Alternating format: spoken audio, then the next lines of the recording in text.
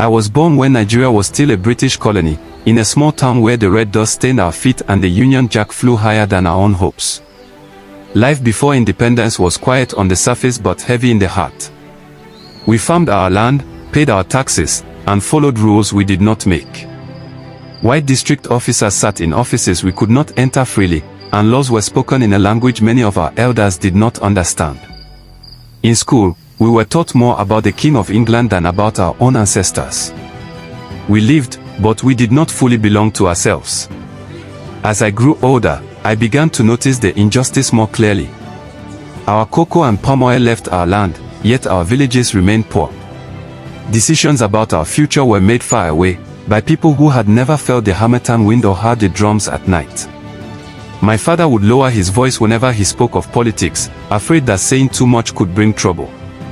Fear was a daily companion, even when life seemed normal. Then the struggle began to rise like a stubborn flame.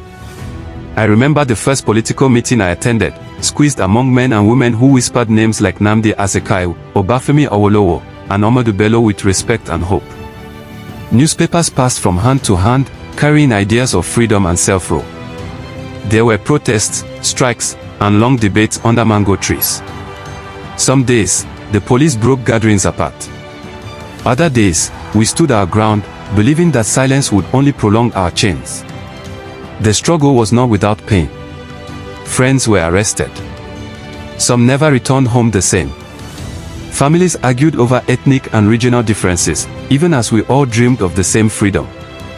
But despite our fears, the idea of independence became stronger than the power that tried to suppress it. We were tired of being told who we were and what we could become. On the morning of October 1, 1960, I stood in a crowd so large it felt like the whole country had gathered in one place.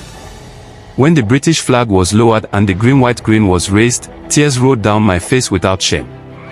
In that moment, I felt taller, as if my spine had straightened for the first time in my life.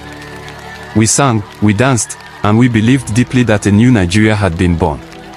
Today, when I look back, I remember both the hardship before independence and the courage it took to end it. Independence did not solve all our problems, but it gave us something priceless, the right to shape our own destiny. I was there when Nigeria found its voice, and that is a story my heart will never forget.